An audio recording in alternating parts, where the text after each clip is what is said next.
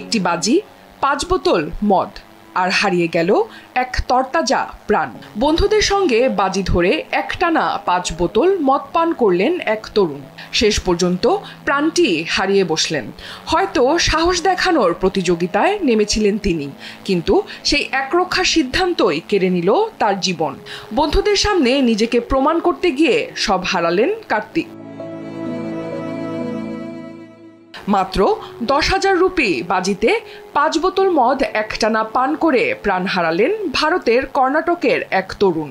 কার্তিক নামের 21 বছর বয়সী ওই যুবক তার বন্ধুদের সঙ্গে বাজি ধরে বলেন তিনি পানি না মিশিয়ে টানা 5 বোতল মদ পান করতে পারবেন। বন্ধুরা চ্যালেঞ্জ গ্রহণ করে তাকে টাকার প্রলোভন দেন। বাজির শর্ত অনুযায়ী কার্তিক মদ পান শুরু করেন, কিন্তু কিছুক্ষণের মধ্যেই তিনি গুরুতর অসুস্থ হয়ে পড়েন। পরে দ্রুত তাকে কর্ণাটক রাজ্যের কোলার জেলার মুলবাগালে একটি হাসপাতালে ভর্তি করা হলে চিকিৎসাধীন অবস্থায় মৃত্যু ঘটে তার।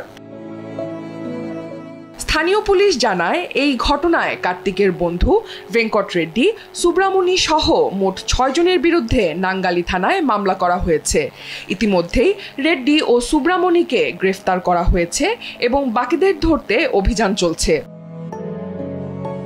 কার্তিকের পরিবারের জন্য এই মৃত্যু যেন এক ভয়াবহ ট্র্যাজেডি।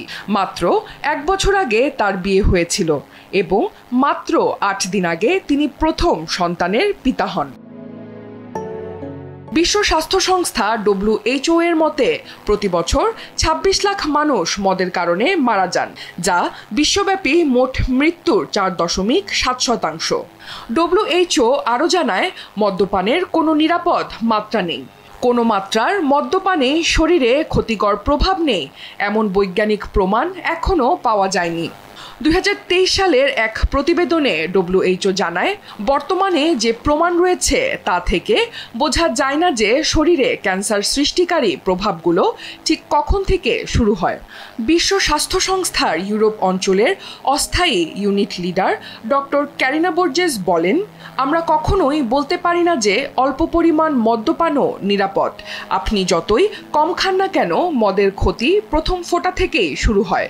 একমাত্র নিশ্চিতভাবে বলা যায় যত বেশি মদ্যপান করবেন তত বেশি ক্ষতি হবে, আর যত কম খাবেন ততই নিরাপদে থাকবেন।